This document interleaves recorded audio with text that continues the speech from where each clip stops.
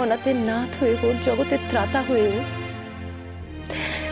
তারপর যদি তোর এই মায়ের কথা মনে পড়ে, তখন না হয় তোর কাছে আমাকে ডেকে নিস।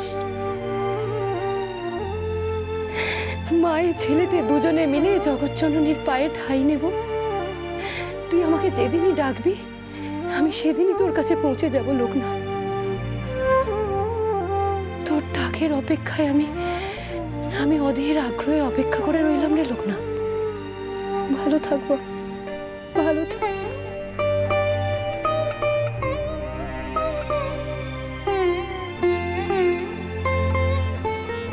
গুরুদেব বলেছেন এই জীবনে লোকনাথের সঙ্গে একবার অন্তত আমার দেখা হবেই, আর সেই দিনটাই হবে আমার জীবনের সব থেকে বড় পাওনা। আমি আমার লোকনাথের সঙ্গে দেখা হওয়ার জন্য ওই দিনটার অপেক্ষা করব আমি। চলো, আমি আজ রাতেই বাড়ি ফিরে যাব। সেখানে লোকনাথ না থাক, অন্তত লোকনাথের সব স্মৃতি তো আছে, ওখানেই আমার শান্তি। চলো।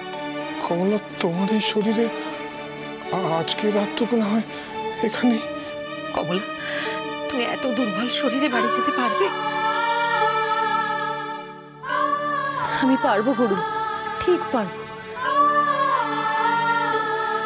এই রাতভর অপেক্ষা যে আমার আর সইছে না, বাড়ি ফিরতে যে আমার বড্ড মন করছে। বেশ, তবে তাই হোক। চলো আমরা ফিরি। পথে ঘাটে যদি কোনো বিপদ হয়, স্বয়ং মা কালী আমাদের রক্ষা করবেন গো।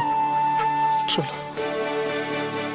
আমার লোকনাথকে তুমি দেখো মা, রক্ষা করো আমার লোকনাথকে, রক্ষা করো।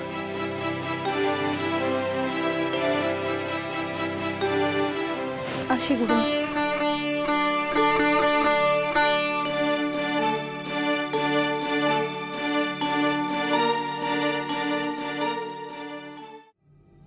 আমি পেরেছি মা, আমি নাগদেবতার কাছে পৌঁছতে পেরেছি।